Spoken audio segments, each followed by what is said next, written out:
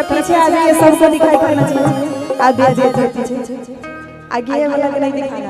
एक और यहाँ से कहना है अपने सब मंच खाली कर दियो। एक मिनट भैया, 1 मिनट उषा जी।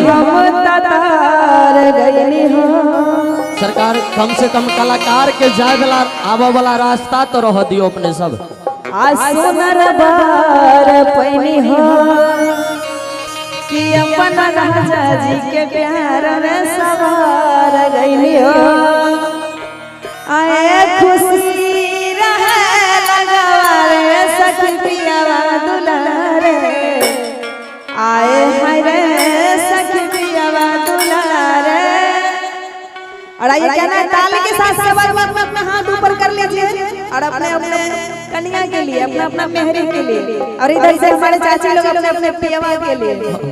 कि हम तार गईनी हो सरकार गईनी हो, अपना रह जाओ के प्यार में सवार गईनी हो। हम तार गईनी हो सरकार गईनी हो, अपना रह जाओ के प्यार में सवार गईनी हो। एक खुशी रहे राजवार सखी पियावा दुलारे, आए हाय रे सखी पियावा दुलारे, आए हाय रे सखी पियावा दुलारे।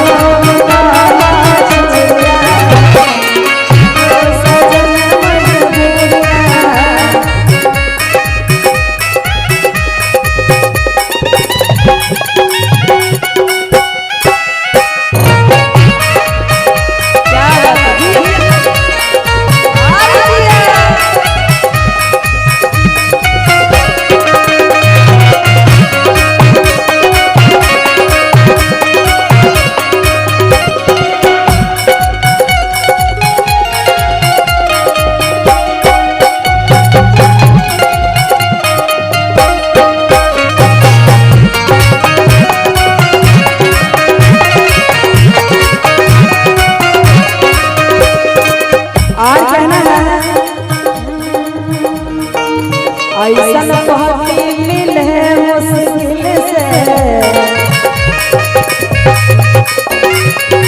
दिल महाजा सखी हो दिल से। ऐसन पति मिले मुश्किल से, दिल महाजा सखी हो दिल से।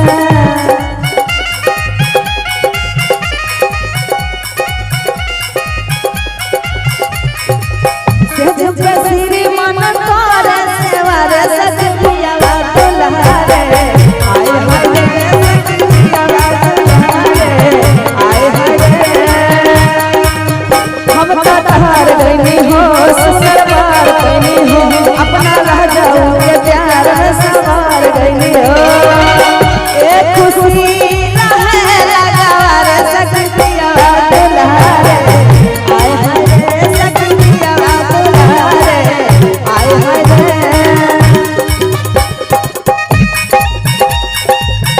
क्या बात है जी।